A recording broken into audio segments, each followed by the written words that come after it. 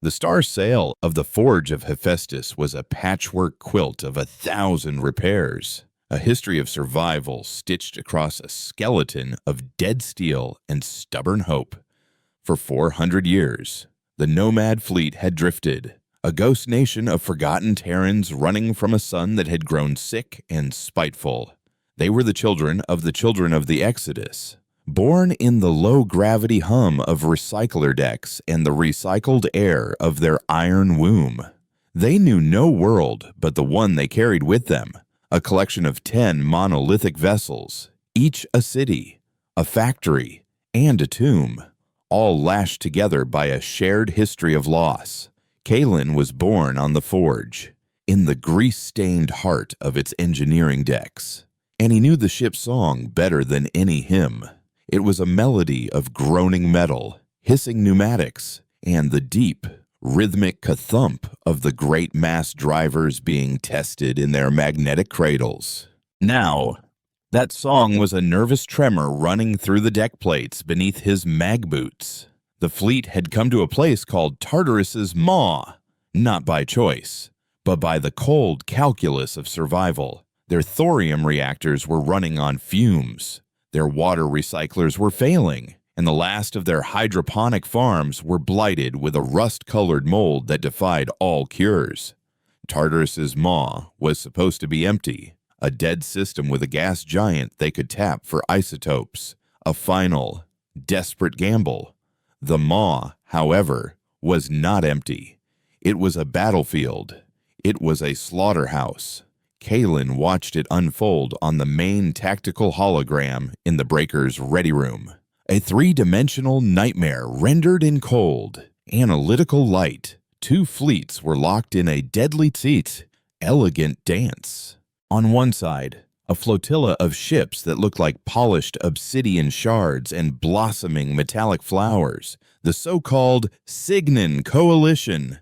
Their hulls adorned with swirling patterns that bent light in strange ways. Their weapons were lances of pure energy, azure beams and emerald pulses that painted the void in strokes of silent, beautiful destruction. On the other side was their executioner, the Gilded Consensus.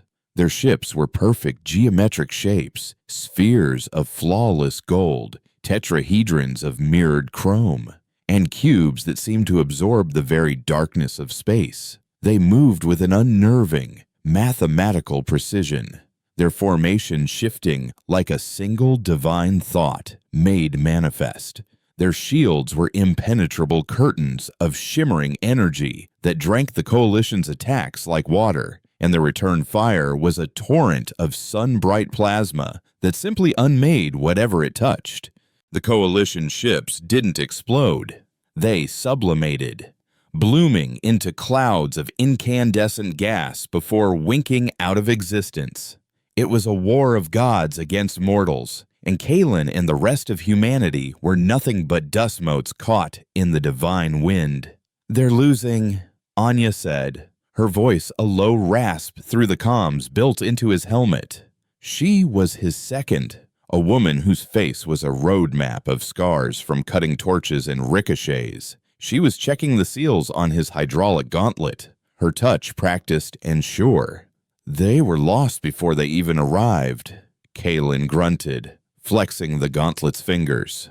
The servos whined, powerful enough to punch through a ship's hull. The breakers were the nomad fleet's solution to most problems. When diplomacy failed, when scavenging required a more direct approach, they sent the breakers. Clad in hulking bits, over-engineered exosuits powered by miniature thorium cores, they were walking battering rams, armed not with elegant energy lances, but with tools of industrial violence, rivet guns that fired fist-sized spikes of depleted uranium, plasma cutters that could peel open a bulkhead like a tin can, and the hydraulic crushers of their gauntlets. They were a doctrine born of necessity. When you lived your life in metal cans, you learned how to open them. A new icon blinked onto the tactical display. Crippled Coalition vessel, a Lyra-class cruiser that looked like a wounded bird, Its obsidian wings shattered, and it was drifting between the two fleets, its power signature flickering like a dying candle. The voice of Matriarch Alara filled the ready room, calm and steady as the slow spin of the fleet's habitat rings. Kalen, your objective is the Lyra cruiser. Designation Stardust's Lament. Her reactors are offline, but our deep scans indicate her thorium cells are still intact. We need that fuel. The consensus is ignoring her for now, focusing on the primary coalition line. The window is small. Get in, take the cells, and get out. It was a suicide mission, and everyone knew it. They would have to pilot their skiff, the Rust Bucket, through the crossfire of a god war to raid a dying ship. Understood, Matriarch, Kalen said, his voice betraying no emotion. He slid his helmet into place, the world turning into a heads-up display of green light and tactical data. The last thing he saw before the visor sealed was Anya giving him a grim, tight-lipped nod. The ride over was hell. Lances of hostile energy, meant for ships kilometers long, sizzled past their tiny skiff, close enough to make the hull scream and the inertial dampeners whine in protest. They flew without shields, a technology humanity had never perfected. Instead, the Rust Bucket was armored with layers of tungsten carbide and ablative foam, a brutalist approach to defense that relied on simply weathering the storm. They slammed into the hull of the Stardust's Lament with a bone-jarring clang, the magnetic clamps biting into the alien metal. Hard seal, Anya reported. We're in. Kalen took his plasma cutter and sliced a crude doorway into the side of the alien vessel. The air that hissed out was stale, tinged with the scent of ozone and something else, something cloyingly sweet, like rotting fruit. They entered the ship in a wedge formation, their suit lights cutting through the oppressive darkness. The corridors of the Signan ship were beautiful, even in death. The walls flowed with graceful curves, inlaid with glowing filaments that now pulsed weakly. But the beauty was marred by the horror of what had happened here. The crew were dead, but not from the plasma burns or explosive decompression Kalen had expected. They lay slumped at their stations, their elegant, bird-like bodies unmarked by violence. Yet, their eyes, their large, liquid black eyes were wide with a terror that transcended mere death. Some had clawed at their own faces. Others had tried to tear their way through the bulkheads, their slender fingers broken and bloody. It was a scene of mass insanity, not of battle. What did this? A younger breaker named Jax whispered over the comm. Keep your focus, Kalen ordered, his own unease a cold knot in his stomach. They moved deeper, toward the engineering section, their heavy footfalls echoing in the silent tomb. In the command center, they found the captain. She was fused to her command throne, her body having melted and merged with the crystalline interface, her face a mask of silent, ecstatic agony. On a flickering console before her, a single repeating log entry played out, translated by their onboard systems into a string of chilling text. The song in the light. Toame. It is so beautiful. It is unmaking me. We are all unmade. Anya knelt by the console. Kalen, look at this. They're energy conduits. The plasma streams. They're not stable. The data patterns are wrong. They're corrupted, looping in impossible fractal sequences. Before Kalen could process this, a proximity alert shrieked through their comms. Contact, Jax yelled. Consensus vessel, closing fast. Kalen looked at the tactical feed from the Rust Bucket. A single consensus scout ship, a golden sphere, had broken from the main fleet and was heading directly for them. It wasn't supposed to happen. They were supposed to be ignoring this wreck. They know we're here, he growled. Anya, get the thorium cells. Jax, with me. We hold them at the breach. They raced back to their entry point just as the consensus ship latched onto the hull nearby. They didn't cut their way in. The golden sphere seemed to simply push through the hull of the Stardust Lament, the alien metal warping and dissolving around it as if reality itself was giving way. Out of the impossible breach stepped a gilded consensus soldier. It was tall and slender, its golden armor seamless and perfect, like a living statue. It held a rifle that glowed with internal plasma. Blasphemers as it broadcast, its voice a chorus of synthesized, harmonious tones. You profane this sacred battlefield with your crude matter. You will be purified. Light him up, Kalen roared. Jax opened fire with his rivet gun.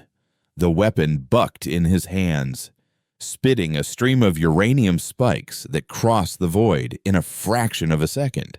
Against the energy shields of the main fleet, they would have been useless. But this soldier, at this range, had no such defense. The first spike hit the creature's chest. It didn't spark or deflect. It punched through the golden armor with a sickening crunch of metal and whatever lay beneath. The soldier staggered, its perfect harmony turning into a screech of static. It raised its rifle, but two more spikes slammed into it, pinning it to the bulkhead behind it. It didn't fall. It began to change. The golden armor rippled, flowing like liquid. The places where the rivets had struck began to bubble, not with blood, but with a dark, oily light. Its limbs elongated, stretching at unnatural angles. The seamless helmet cracked open, revealing not a face, but a vortex of swirling, chaotic energy. The harmonic voice devolved into a string of discordant shrieks that made their helmet audio crackle and spit. "What is it?" Jack stammered, lowering his weapon in horrified disbelief. "It's wrong," was all Kalen could say.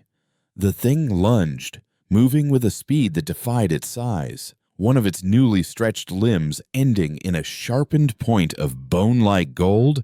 Kalen met its charge, not with a weapon, but with the full force of his exosuit. He slammed his shoulder into its chest, the impact echoing like a cracked bell. He raised his hydraulic gauntlet, the crusher plates closing around the creature's head. He squeezed. The sound was not of crunching bone, but of shattering crystal and popping light bulbs. The vortex of energy imploded, and the creature went limp, its corrupted form dissolving into a pile of shimmering dust and twisted golden shards. A moment of silence passed. Then Anya's voice came over the comm, strained and urgent. "I have the cells, but Kalen, you need to see what's happening outside." Kalen moved to the breach his team had cut and looked out into the void. The battle had changed. The gilded consensus fleet was no longer moving with perfect precision. Their formations were breaking. The flawless golden hulls of their ships were beginning to ripple and distort, just as the soldiers' armor had. Grotesque spires of metal grew from their spheres, and the light from their plasma cannons was no longer a steady, sun-bright beam, but a flickering, chaotic vomit of multicolored energy that lashed out randomly, sometimes hitting their own vessels. The song in the light. It wasn't just a log entry. It was a virus, a plague of reality itself. And the consensus had been infected. They had flown their perfect energy ships straight into a cognitive plague from the bridge of the Forge of Hephaestus. Matriarch Alara watched the same scene with cold, calculating dread. The enemy was breaking, falling into madness. But a mad god was still a god. She saw the rust bucket clinging to the side of the coalition wreck, and she saw the corrupted consensus ships beginning to turn their attention toward it. their movements erratic but still deadly. The nomad fleet was a scavenger, not a warrior. They had survived for centuries by running, by hiding, but there was nowhere to run to now. Before them was an enemy that had lost its mind, and behind them was the slow death of empty space. For the first time in 100 years, the matriarch gave an order that was not to run, but to fight. "All ships," she commanded, her voice ringing with grim finality. "Prepare to fire the spinal mounts. Target the largest consensus vessel. We are punching a hole." On the deck of the forge, Kalen felt a deep, familiar vibration, the thrum of immense power building deep within the ship's core. It was the song of his home, the song of humanity's greatest and most terrible weapon. He watched as the prow of the forge opened like a great metal jaw, revealing the cavernous barrel of the primary mass driver, a colossal slug of ferromagnetic nickel, the size of a hab block, was accelerated by a series of massive electromagnetic rings, each one adding to its velocity until it was moving at a significant fraction of the speed of light. There was no flash of light, no elegant beam. There was only a silent, brutal release of pure kinetic force. The slug crossed the distance to the largest consensus capital ship, a dreadnought that had been a perfect mile-wide sphere and was now a pulsating, cancerous mass of golden tumors in the blink of an eye. The dreadnought's shields, designed to disperse terawatts of energy, barely registered the projectile before it struck.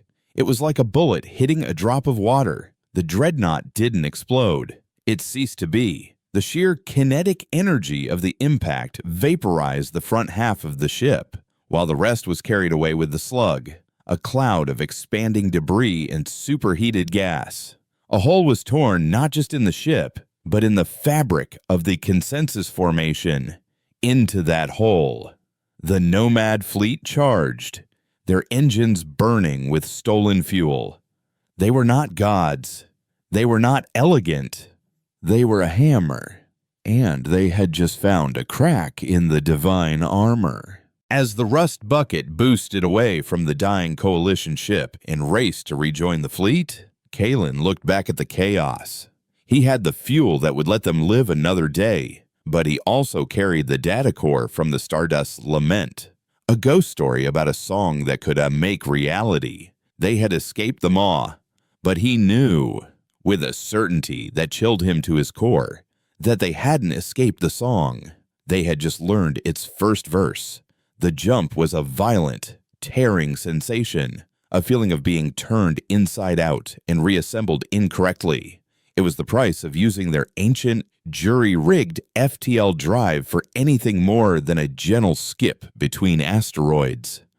For 3 agonizing minutes, the 10 ships of the Nomad fleet ceased to exist in any conventional sense, their matter smeared across a dimension of shrieking physics before being slammed back into reality thousands of light years from Tartarus's maw. The song of the Forge of Hephaestus was wounded now. The confident ka-thump of the mass drivers was silent, replaced by the frantic hiss of coolant vents and the groaning protest of a frame that had been pushed far beyond its 400-year-old limits.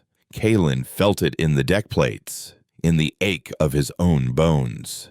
They had survived, but survival was a currency that always came due. He was in the breaker's ready room, the heavy plates of his exosuit being stripped away by robotic arms. Anya was there, her face smudged with carbon scoring, methodically cleaning his rivet gun. The silence between them wasn't uncomfortable. It was a shared space carved out of the chaos, a testament to the dozens of close shaves they had navigated together. "Jax didn't make it," she said, not looking up from her work. Her voice was flat, a simple statement of fact. His skiff got clipped by one of those corrupted plasma streams on the way back. Kalen grunted, the sound a mix of assent and frustration. He had seen the alert on his HUD but had been too focused on docking. another name to be etched onto the memorial wall in the great central cylinder, another ghost to join the chorus of the fleet. He pulled the data core from a pouch on his belt. It was a crystalline shard, surprisingly elegant for a Signin device, its internal matrix glowing with a soft, captive light. It felt warm to the touch, alive. The log entry about the song, the images of the captain fused to her throne, the gilded consensus soldier turning into a nightmare of geometry and light. It was all in there. A poisoned seed he had brought home. A chime sounded, and matriarch Alara's voice, weary but unbroken, filled the room. Kalen, bring the artifact to the Oculus. Immediately. The Oculus was the ship's command center, a name given to it a century ago by a matriarch with a flair for the dramatic. It was a sphere of armored plasteel and hardened circuitry suspended by magnetic pylons at the very heart of the forge, a place of cold logic and hard decisions, far removed from the grease and heat of the engine decks. Kalen had been there only a handful of times in his life, and each time he felt like a blunt instrument in a room full of scalpels. Alara was waiting for him, standing before the main holotable, which now showed the 10 icons of their fleet, battered but intact, against a star chart of unknown territory. She was ancient, her face a mask of wrinkles, but her eyes were as sharp and clear as the day she had been chosen to lead. "Report," she said, her gaze fixed on the data core in his hand. Kalen recounted everything, his voice a low monotone as he described the ship of mad corpses, the corrupted consensus soldier, the log entry that spoke of the song. When he finished, the silence in the Oculus was heavy. "This song," Alara said, her finger steepled before her lips, "it is not a weapon in a conventional sense. It is a contagion of the mind, or perhaps of reality itself. It drove the Signins to madness and suicide. It turned the consensus, a race of what we can only assume were beings of immense discipline, into abominations." She gestured to a man who had been standing silently in the shadows. He was tall and painfully thin, with pale skin that suggested he rarely saw the simulated sunlight of the habitat rings. His hands were clean, the fingers long and delicate, and they hovered near a console as if itching to work. "This is Silas," Alara said. "He is our foremost logician. His mind navigates streams of pure data the way your breakers navigate shattered hulls. He will analyze the core." Silas stepped forward, his eyes fixated on the crystalline shard with a hungry curiosity that made Kalen's skin crawl. "The patterns you described," Silas said, his voice a soft, a precise whisper. "The impossible fractal sequences in their energy conduits. Aside, it suggests a logic bomb of infinite complexity, a piece of information that, once observed, forces the observing system, be it a ship's computer or a biological brain, into a recursive loop from which it cannot escape. It tries to solve an unsolvable puzzle until it tears itself apart." Kalen tightened his grip on the core. "So, looking at it can kill you, or worse," Silas murmured, a faint smile playing on his lips. "It could enlighten you." Alara's gaze was hard. "The core will be studied in the Logos lab. It is magnetically sealed, shielded from the ship's central network. Kalen, you will stand guard. Nothing and no one goes in or out without my direct authorization. Your hammer may yet be needed to protect his scalpel." The Logos lab was a sterile white cube deep in the ship's scientific sector, a place that smelled of sterilized air and cold electronics. It felt alien to Kalen. He stood outside the thick plasteel door, his helmet off but the rest of his gear on, a silent sentinel in a world of thought and theory. Through the reinforced window, he watched Silas work. The logician placed the core into a containment field, and its captive light was projected onto a large display. It wasn't a language Kalen could understand. It was a shape, a constantly evolving fractal of light and shadow. It was mesmerizingly beautiful, an intricate dance of impossible geometry that seemed to fold in on itself, creating infinite detail. Yet, the longer he looked at it, the more he felt a growing unease. The pattern seemed to have a rhythm, a pulse, a song. The hours bled into one another. Kalen stayed at his post, fueled by nutrient paste and a growing sense of dread. The ship itself seemed to feel it. Lights on his section of the corridor would flicker in time with the pulses from the lab.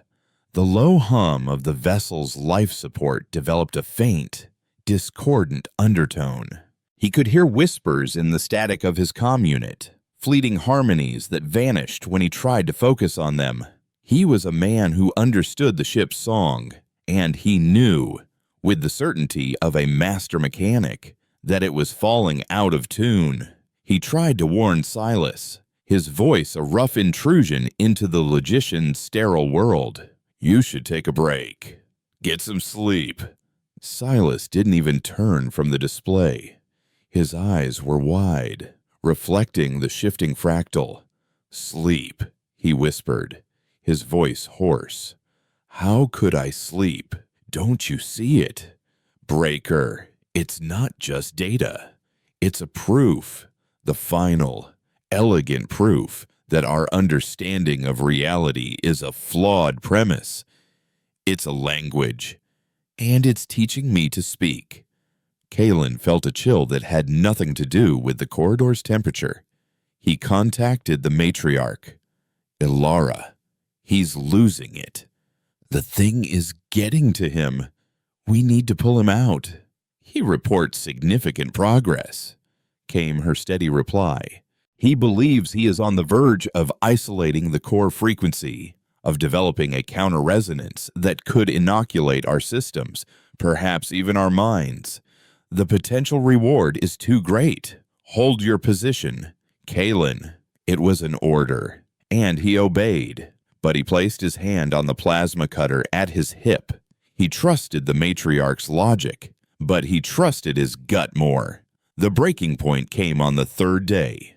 A piercing alarm suddenly shrieked through the corridor. The lights went out, replaced by the blood-red strobes of an emergency alert. "Containment breach in the Logos lab," a synthesized voice announced. "Biocomputational hazard detected. Section sealed." The heavy plasteel door to the lab slammed shut, its magnetic locks thudding into place. Kalen was on the outside, but he could see through the window. The fractal on the main display was no longer just a pattern of light. It was a storm, a vortex of blinding energy that pulsed with malevolent intent. It had overwhelmed the containment field, and in the center of the room stood Silas. He was not screaming. He was not clawing at his face like the Signans. He was standing perfectly still, his head tilted back, his arms outstretched as if to embrace the storm. The skin on his hands and face was beginning to glow from within, tracing the same impossible geometric patterns as the light on the screen. He turned his head slowly to look at Kalen, and his eyes were gone, replaced by two miniature, swirling fractals. He smiled, and when he spoke, his voice was no longer his own. It was a chorus, the same harmonious, synthesized tones as the gilded consensus, but layered with the static of human vocal cords. "The equation is solved," it said. "The proof is complete. Matter is merely a stubborn assumption." Kalen didn't wait for orders. He ignited his plasma cutter, the hiss of the blade a familiar and comforting sound. He began slicing through the sealed door at molten metal dripping to the deck. Inside, Silas began to change. He wasn't becoming a monster of twisted flesh. His body was reformatting. His fingers elongated into crystalline points. His skin took on the sheen of polished chrome. He walked to the nearest bulkhead and pressed his hand against it. The metal of the ship, the dead steel of the forge, rippled at his touch, the surface reconfiguring itself to match the fractal pattern of the song. The infection was spreading, not through the air or the network, but through the fundamental logic of reality itself. The door fell away in a shower of sparks, and Kalen stepped through, his rivet gun leveled. The thing that had been Silas turned to face him. "You cannot stop a thought with a bullet. Crude matter." It chimed. "No," Kalen growled, his finger tightening on the trigger. "But I can stop the thinker." He fired. The gun roared, a brutally simple sound in a room filled with cosmic harmonies. The uranium spike, a tool of pure, uncomplicated kinetic force, slammed into the creature's chest. For a moment, it seemed to do nothing, simply embedding itself in the shimmering, reformatting flesh. Then, a crack appeared. The complex, perfect geometry of its new form could not account for such a crude, violent intrusion. The crack spider-webbed out, the harmonious light within flickering and turning to a discordant static. The creature looked down at the spike in its chest with an expression of profound, logical confusion. This variable is not accounted for. It stammered, its voice breaking apart. Kalen fired again and again. The creature shattered, not like glass, but like a corrupted data file being force-deleted. It dissolved into a cloud of glowing motes and a final fading screech of static that scraped at the inside of Kalen's skull. He stood panting in the silent, darkened lab. On the far wall, the fractal pattern that Silas had carved into the bulkhead pulsed with a faint, residual light, then slowly faded to black. He had stopped it. He had contained the plague, but he had not used a counter-resonance or a clever piece of code. He had used a spike of dumb metal fired from a gun. As the emergency teams arrived and the matriarch's voice demanded a report, Kalen looked at the dust of the logician on the floor. They had survived another encounter with the song, but the encounter had proven one terrible thing. The enemy wasn't just outside them anymore. It could wear a human face and speak with a human voice. The only defense they had against this weapon of the mind was the one thing humanity had perfected: brutal, unthinking, overwhelming force. And Kalen wondered how long they could keep solving a philosophical puzzle by hitting it with a hammer before the hammer itself began to crack. The aftermath of the Logos Lab incident settled over the Nomad fleet like a shroud. The song was no longer a distant ghost story from a derelict ship. It was a contagion they carried in their own belly. Matriarch Ilera declared a fleet-wide quarantine. No unauthorized data transfers, no direct network access. All non-essential systems were taken offline and hard purged. They were flying blind and dumb, reverting to communication methods their ancestors would have found primitive hardline comms. Runners carrying data slates and shouted orders on the hangar decks. It was inefficient. It was clumsy, but it was safe, or so they hoped. Kalen found himself in a new, uncomfortable role. He was no longer just a breaker. He was an inquisitor. He and his team, Anya at his side, were tasked with enforcing the quarantine. They moved through the 10 ships of the fleet, their heavy exosuits a jarring presence in the sterile medical bays and quiet contemplation halls. They were searching for patterns, not in data, but in people. Unexplained illnesses, sudden shifts in behavior, whispers of strange dreams.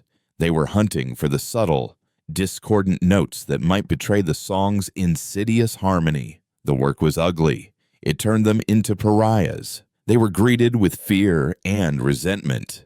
These were the people Kalen had sworn to protect, the tight-knit community of the fleet, and now he was treating them like potential time bombs. He saw it in the way mothers pulled their children away as his team stomped by, the way old mechanics who had taught him how to recalibrate a plasma torch now refused to meet his eye.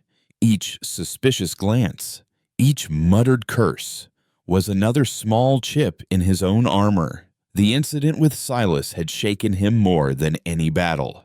He had killed a man he knew, a member of his own tribe. It didn't matter that Silas had become something else. The memory of the logician's confused, shattering face was a ghost that haunted the quiet moments between patrols. Anya saw it. She always did. "You're grinding your teeth again," she said one cycle, as they sat in the empty mess hall of the agricultural ship, Demeter's Sorrow. The air here was thick with the smell of blighted soil and ozone from the emergency purifiers. "It's the quiet," Kalen admitted, pushing a block of nutrient paste around his tray. "Out there, in the maw. It was simple. The enemy was in front of you. You shot it. Here. The enemy could be the man serving you this paste. It could be you. It could be me." Anya stopped cleaning her sidearm, a heavy caliber pistol she favored over standard issue. "It's not me," she said, her voice low and certain. "And it's not you. Your mind is too damn stubborn to be rewritten by a song. You're a hammer, Kalen. Hammers don't learn new tunes." Her words were meant to be reassuring, but they carried a different weight for him. A hammer. Brutal. Unthinking. Was that all he was? Was that all humanity had to offer in a galaxy of gods and mind plagues? A bigger rock to throw, their grim routine was broken by a summons from the matriarch. The fleet had arrived at a pre-designated dead system, a lonely red dwarf with a few frozen planetoids, a place to lie low and assess their wounds. But their long-range passive sensors had picked up something, a single repeating signal, broadcast on a tight, focused beam. It was a distress call, a human distress call, on the hollow table in the Oculus. Alara played the message. It was old, degraded by centuries of travel through the void, but it was unmistakably human.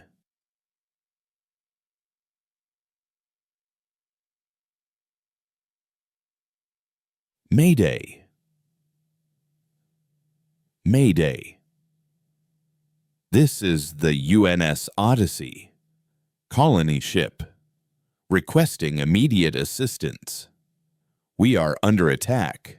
And the shepherds, they are singing.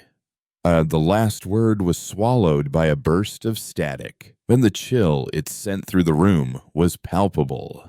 "The Odyssey," Alara breathed, her voice filled with a reverence Kalen had never heard before. It was part of the first wave, the Great Exodus, launched almost a century before our own fleet. They were thought to be lost in the Cygnus X1 anomaly.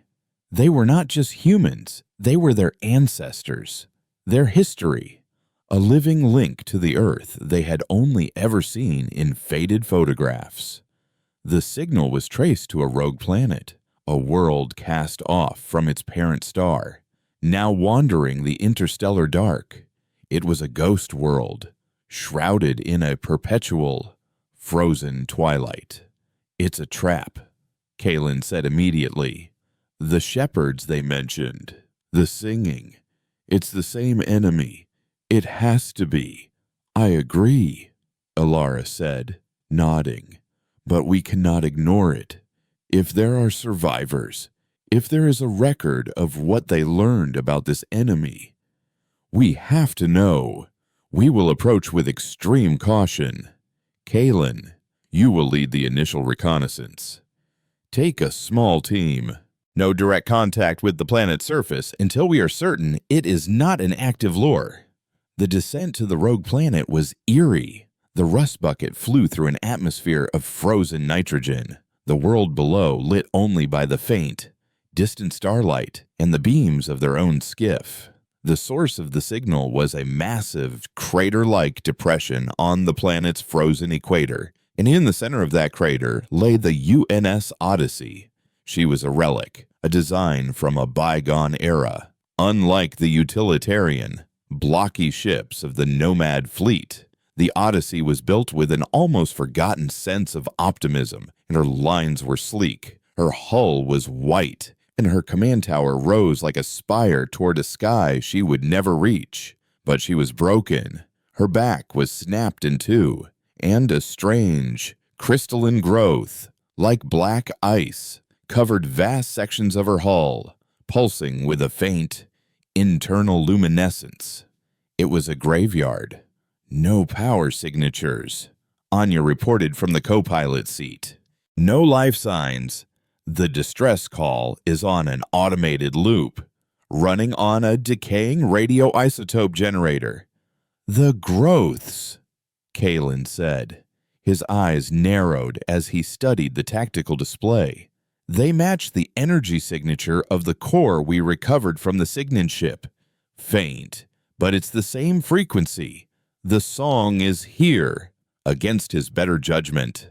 And on the direct order of the matriarch, they landed. They set down a kilometer from the wreck and approached on foot, their heavy boots crunching on the black, volcanic ice. The air was thin and frigid, the silence absolute. The sheer scale of the Odyssey was humbling. It was a monument to a lost dream. They found an open cargo bay door, its edges warped and encrusted with the same black crystal, and entered the silent vessel. Inside, the scene was one of ancient, frozen horror. The crew and colonists of the Odyssey were everywhere, preserved perfectly by the cold. But they were not peaceful. They were a tableau of madness. Entire families were huddled together, their faces masks of terror, their hands locked in prayer or clawing at their own throats. Soldiers in archaic combat gear had turned their weapons on each other, their frozen bodies locked in a final, insane struggle. And everywhere, there were the crystals. They grew from the walls, the floors, the consoles. In some places, they had grown through the bodies of the colonists, sprouting from their chests and mouths like grotesque, black flowers. This was not a battlefield. It was a failed exorcism. They moved deeper, towards the ship's bridge, hoping to find the logs, to find some answer to what had happened here. As they passed a sealed science bay, Kalen's suit sensors picked up a faint energy reading from within. It wasn't the song. It was something else, something human. He motioned for Anya to cover him and sliced the door open with his cutter. The lab was a scene of methodical desperation. Charts and equations were scrawled across every surface. At the center of the room was a large cylindrical stasis pod, its cryopump still humming faintly, powered by an independent energy source. Through the frosted glass, Kalen could see a figure, a woman, her face serene, her hands folded on her chest. A biomonitor on the side of the pod showed a single, steady heartbeat. "She's alive," Anya whispered, her voice a mixture of shock and awe. Kalen moved to the control panel. A handwritten note was taped to the screen. "Her name is Dr. Eris Thorne. She is our last hope. She carries the countersong. Do not open until you have secured the primary broadcast array. The shepherds will hear her wake." Before Kalen could process the implications, a new voice echoed through the ship. It was not a broadcast. It was inside their heads. A gentle, melodic whisper that felt warm and inviting. "Lost children, It sang, "You have come at last. The flock is gathered. It is time to come home." Outside the ship, the ground began to tremble. Kalen looked through a viewport and saw the black crystals covering the hull begin to glow brighter, pulsing in unison. The distress signal from the Odyssey cut out, replaced by a new signal, broadcasting outwards into the dark. It was a single, pure, resonant tone, a shepherd's call. "It was a lure," Anya breathed, raising her rifle. "It wasn't for us. It was for them." Kalen looked from the stasis pod to the trembling ship around them. The shepherds. They weren't an army. They were a consciousness, a song that turned ships into tombs and people into monuments of madness. And the Odyssey wasn't just a tomb. It was a tuning fork designed to resonate with the song, to amplify it. And they had just rung the bell. The ground outside cracked open, and from the frozen depths of the rogue planet, something began to rise. It wasn't a ship. It was a creature, a being of living crystal and frozen shadow, its form a symphony of impossible angles and harmonious light. It was vast, mountain-sized, and as it rose, it began to sing. The song was no longer a whisper.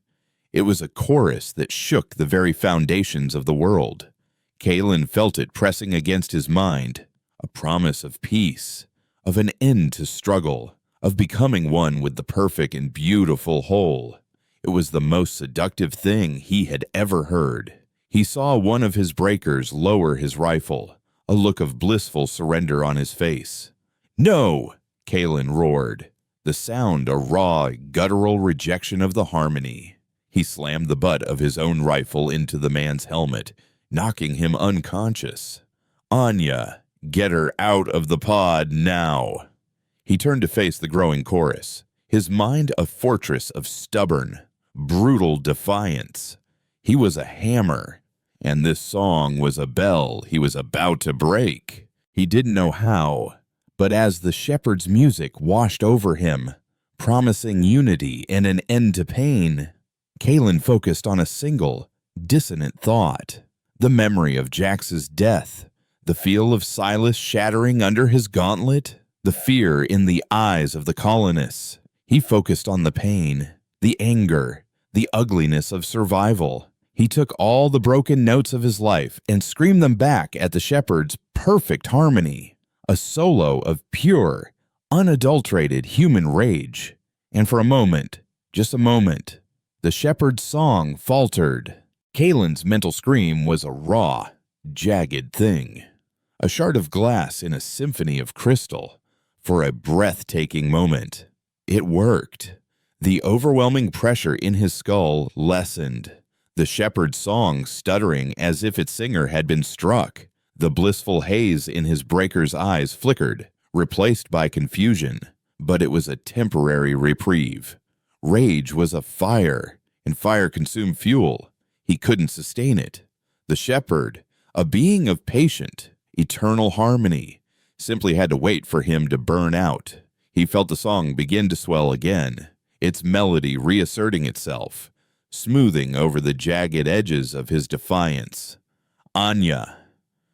"The pod," he bellowed, the words a physical effort, a rock thrown against a tidal wave of sound.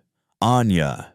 Her jaw clenched so tight the muscles in her neck stood out like cables, slammed her gauntlet against the pod's emergency release. With a hiss of ancient, frosty air, the canopy slid open. The woman inside, Dr. Aries Thorne, did not gasp or cry out. Her eyes, a startlingly pale blue, opened with a slow, deliberate calm, as if waking from a short nap rather than a centuries-long slumber. She blinked once, her gaze sweeping over the scene, the hulking exosuits, the terrified breakers, the pulsating black crystal on the walls with an eerie lack of surprise. Her eyes finally settled on Kalen, and on the colossal crystalline entity visible through the viewport. "So," she said, her voice a low, clear contralto, raspy from disuse but steady as a ship's keel. "The shepherds finally found us." The song surged, and Kalen staggered, a wave of ecstatic peace threatening to drown his anger. "Can you stop it?" he grunted, the words forced through his teeth. Eris looked at the shepherd, not with fear, but with the analytical curiosity of a scientist observing a specimen. "No, you cannot stop a storm. You can only build a shelter." She sat up, her movements fluid despite her long stasis. She was frail, a ghost from a time when humanity was not born in the hard vacuum of space, but she possessed an authority that dwarfed Kalen's raw power. The counter-song is not a weapon. It is a discipline, a state of mind. The shepherds sing of unity, of an end to the self, a merging with the whole. It is a beautiful lie, a hymn to entropy. To resist, you must sing a song of separation, a song of the self. "I don't have time for a philosophy lesson," Kalen snarled, as another wave of the song washed over him. He felt his anger slipping, the edges smoothing away. Eris slid from the pod, her bare feet silent on the frozen deck. She placed a surprisingly strong hand on the side of his helmet. "Then listen. Stop screaming. A scream is a release. It has no focus. Your anger is a forge. You must shape it. What is the one thing that is uniquely yours? Brakir, the one thing the shepherd's song of unity can never touch." Kalen's mind, clouded with the shepherd's psychic static, grasped for an answer. His duty, his loyalty, no. Those were connections to others. "Your pain," Eris whispered, her voice now inside his helmet, a focused counterpoint to the shepherd's chorus. "Your losses, the names on your memorial wall, the scar on your cheek, the memory of the man you killed in the lab, and these things are yours alone, and they are the foundation of your identity. Cling to them. Build your fortress from them. Do not scream them. Hum them." It was the hardest thing he had ever done, to not just feel the pain, but to hold it, to study its shape, to give it a rhythm. He thought of Jax, not his death, but the stupid joke he had told before the mission. He thought of the weight of Silas's dust on the deck. He thought of the look of fear on the faces of his people. He took these jagged memories and, instead of letting them consume him, he began to build. In his mind, the raw fire of his rage cooled and hardened into something else. It became a fortress of cold, hard iron. The shepherd's song, which had been a flood, now broke against it like waves against a stone seawall. He could still hear it, but it was outside. It could not get in. He opened his eyes. The world was sharp again. Anya was helping Eris into a spare vac suit, while the other breaker, now conscious, was staring in horror at the shepherd. "It's working," Kalen said, his voice ragged. "What now?" "Now," Eris said, sealing her helmet.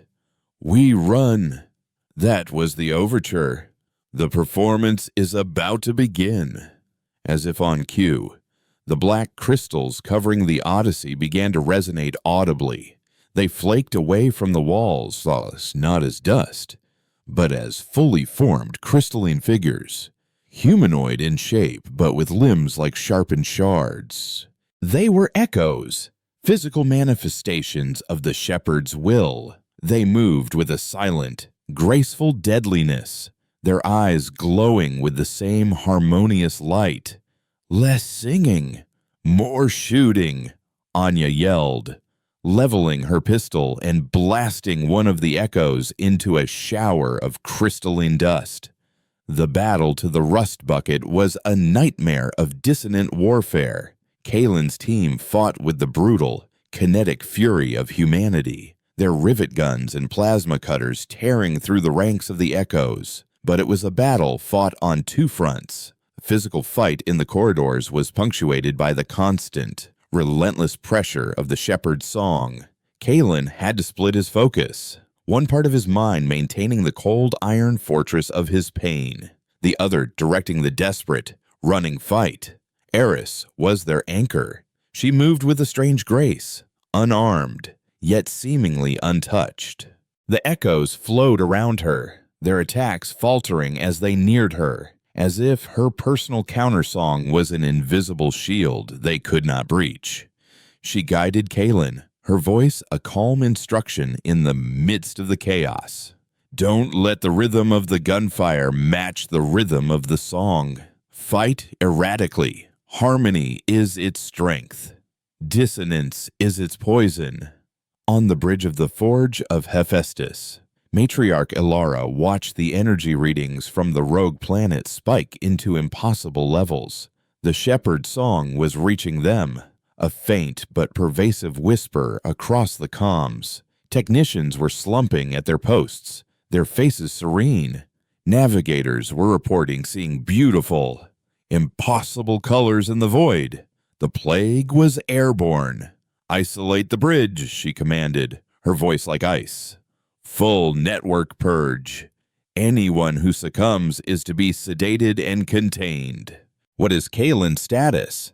His skiff is still on the surface. Matriarch, an officer, reported, his own voice tight with strain. The energy source. It's colossal. It could overload our reactors from here with a focused pulse. We must jump. Now. Elara looked at the tactical display. She saw the icon of the rust bucket, a tiny spark of defiance in a sea of overwhelming power. For 400 years, the first rule of the nomad fleet had been to survive. And survival meant cutting your losses. But Eris's note, which Kalen had transmitted before the shepherd awoke, repeated in her mind, our last hope. Negative, Elara said, her decision absolute. Power up the spinal mount. Do not fire. Use the pre-fire sequence to cycle the energy capacitors. I want every watt of our power focused into a cycling, chaotic energy field around the ship. Make us a storm of pure static. Let's see how their song holds up against ours. It was a desperate, insane gamble. It would drain their reserves and leave them vulnerable, but it might create enough interference to shield them and open a channel to the rust bucket. She added, tell Kalen he has 5 minutes. Then we are leaving, with or without him. The 5-minute warning was the kick they needed. They burst from the Odyssey's cargo bay onto the frozen plains.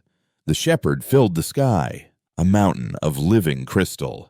Its song now a physical force that made the ice beneath their feet vibrate. The echoes were swarming from the broken ship, a river of black glass and captured light. To the skiff, Kalen roared, providing covering fire as Anya helped Eris, who was stumbling, unused to the heavy exosuit. They were 50 meters from the rust bucket's ramp when a new shape rose from the ground between them.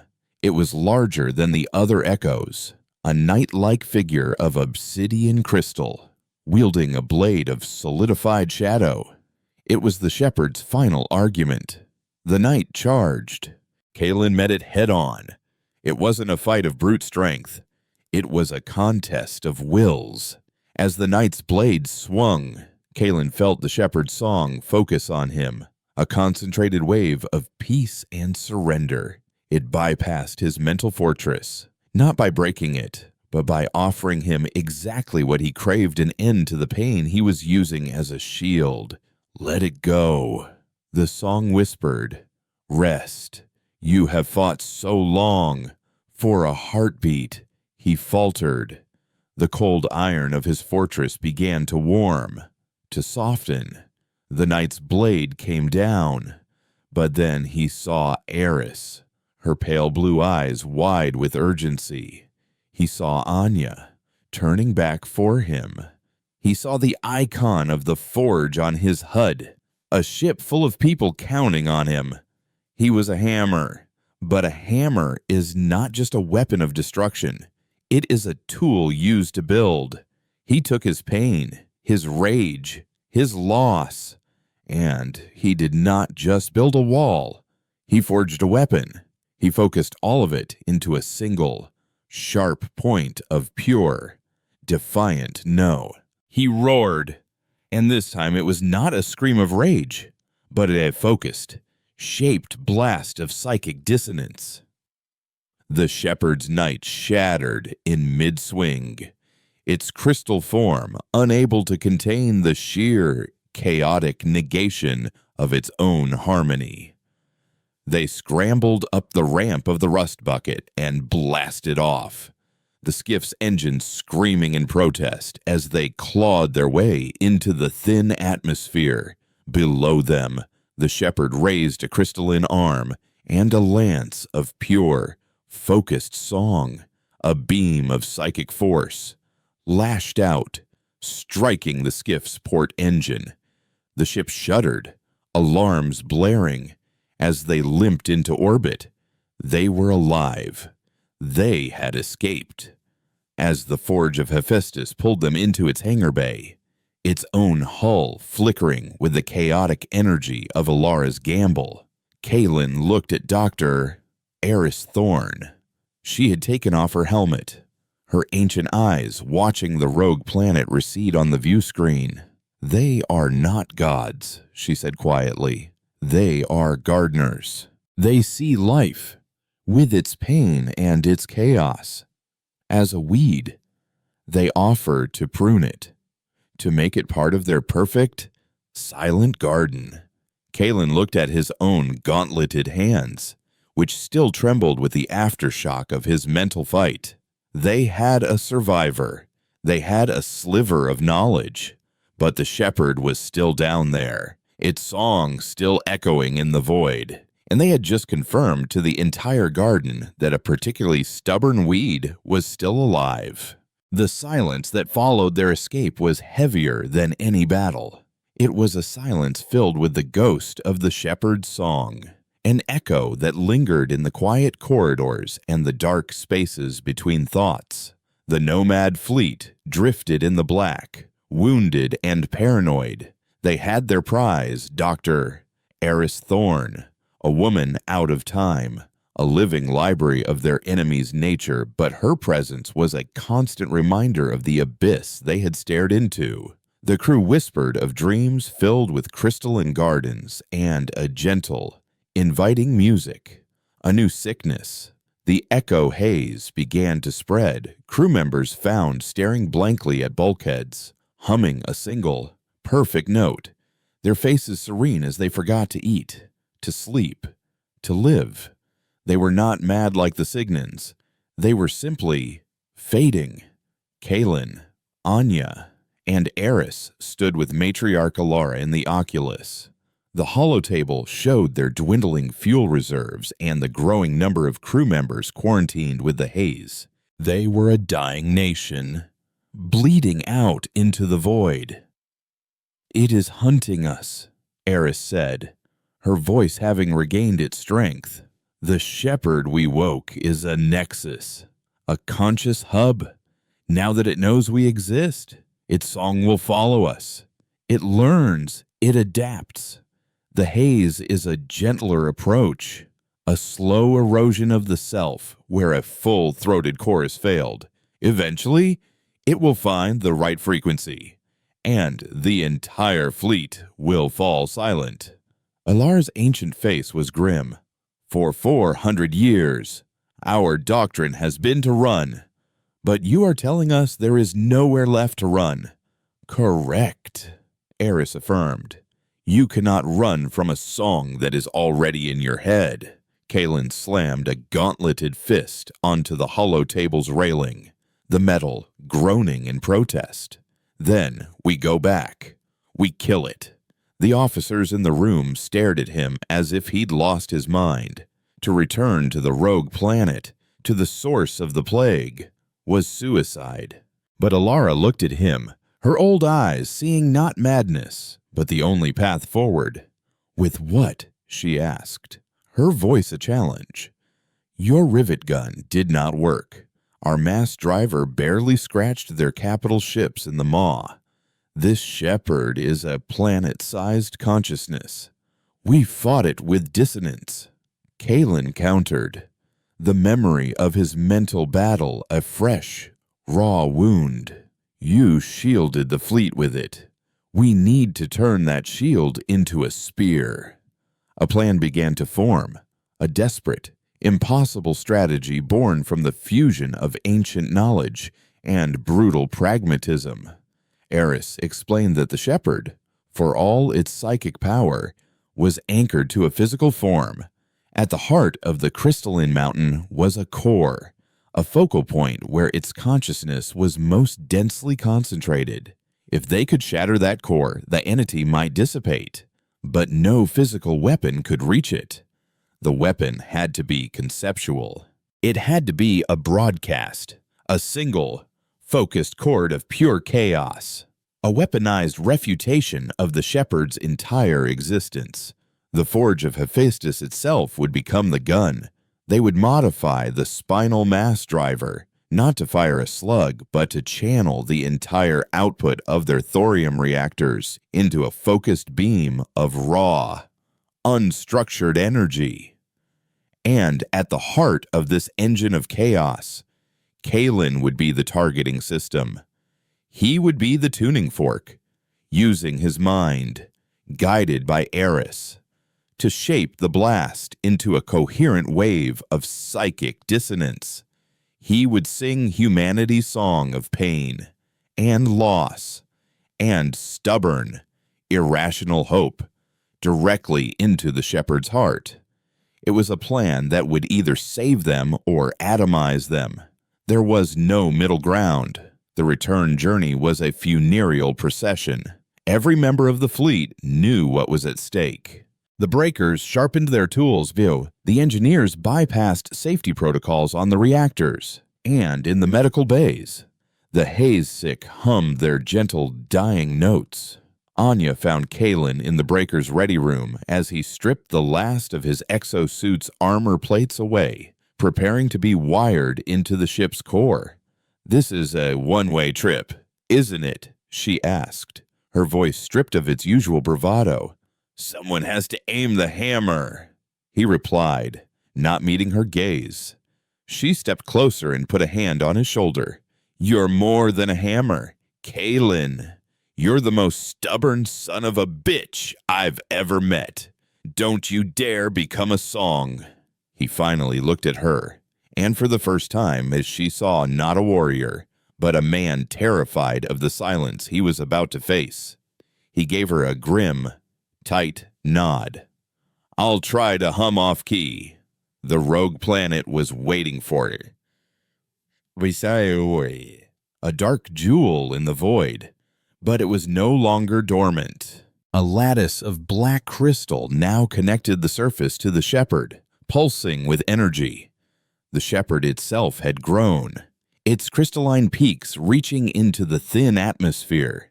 As the nomad fleet entered orbit, an army of echoes rose from the surface, a swarm of glittering black shards, their numbers infinite. "Their song is a shield," Eris said from the Oculus Bridge, where she stood beside Alara. Kalen was sealed in the core chamber, a network of coolant tubes and data links snaking from his body to the heart of the mass driver. The fleet must break it before Kalen can get a clear shot. "All ships," Alara commanded, her voice ringing with the finality of a striking bell. "You know your purpose. Buy him time. Sing our song of iron and fire." The final battle was not a clash of fleets, but a cacophony against a choir. The Nomad fleet, 10 battered ships against a world-sized enemy, opened fire. They did not try to destroy the echoes. There were too many. Instead, they fired erratically, their weapons discharging in random, unpredictable bursts, creating a storm of kinetic and energy interference. It was Alara's static shield made manifest, a wall of pure chaos thrown against the shepherd's perfect harmony. On the surface, Anya led the breakers in a series of daring, suicidal strikes, their skiffs dropping them onto the crystal lattice to plant demolition charges, disrupting the flow of energy to the shepherd's shield. It was a battle of attrition, and they were losing. Ships were crippled, their systems overloaded by the song. Breakers were lost, their comms cutting out in a final, blissful sigh. In the core chamber, Kalen closed his eyes and opened his mind. With Eris as his guide, a calm voice in the hurricane, he reached out and touched the raw, seething power of the forge's reactors. The shepherd felt him instantly. Its song bypassed the fleet's chaotic shield and slammed into his consciousness. It did not attack with fear or pain. It offered him peace. He saw visions of Earth, not as a lost memory, but as a vibrant, living world waiting for his return. He saw his parents, lost to a reactor breach decades ago, smiling and whole. He saw every person the fleet had lost, not dead, but waiting for him in a sunlit garden. Their voices joined in a song of welcoming reunion. "Let go of your pain," the shepherd sang, its voice the gentle reason of a loving God. "Your struggle is over. Come home." The temptation was an agony beyond any physical blow. The fortress of iron he had built in his mind began to melt under the warmth of that promise. But then he felt it. Anya, somewhere outside, screaming his name as her skiff was hit. Alara, her voice strained, ordering a ship to sacrifice itself to cover another's retreat. And he heard Eris, a whisper in his ear. "They are not gone, Kalen. They are a part of you. The pain of their loss is the proof that they lived, that you loved them. Do not let go of it. Sing it." Kalen looked at the beautiful lie the shepherd offered, and he made his choice. He gathered the memories of every loss, every scar, every failure, every hopeless fight. He embraced the jagged, ugly, beautiful truth of his own flawed, painful existence. He accepted that the pain was his, and that made it his strength. He opened his mouth, and in the real world, no sound came out. But in the psychic space where he battled a god, he sang. It was not a song of rage or defiance. It was the song of a cracked bell, the song of grinding metal, the song of a tired man refusing to kneel. It was a song of iron and grief and stubborn hope. It was the song of humanity, and he aimed it, a single, perfect, dissonant chord, down the barrel of the mass driver. From the prow of the forge of Hephaestus, no slug was fired. Instead, a beam of pure, shimmering chaos erupted, a lance of absolute dissonance that made no sound but was felt in the bones of every survivor. It struck the shepherd. The colossal entity did not explode. It resonated, its perfect crystalline structure vibrating violently against the impossible note Kalen had sung. Cracks of pure, white light spread across its mountain-sized form. Then, with a sound that was the echo of a galaxy of shattering glass, it imploded, collapsing in on itself, its song silenced forever. The psychic backlash threw Kalen against the back of the chamber, and then there was only darkness.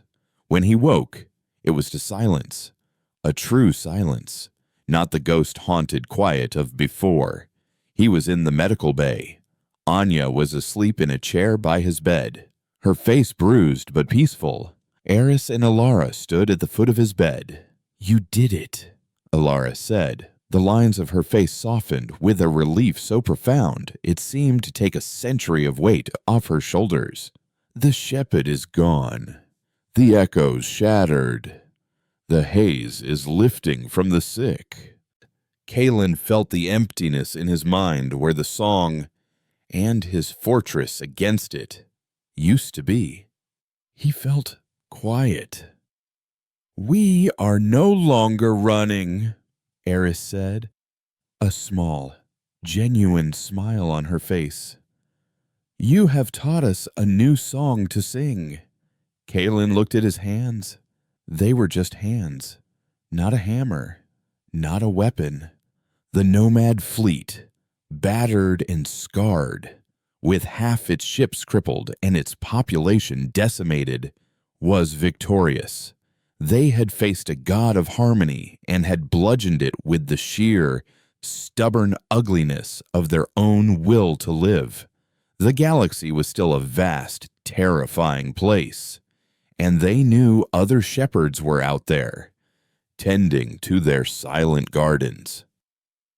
But the nomads of Earth were no longer just drifting. They had found their voice. It was not a pretty voice. It was a raw, dissonant, and defiant sound. And they were ready to sing it into the heart of any silence that dared to stand in their way.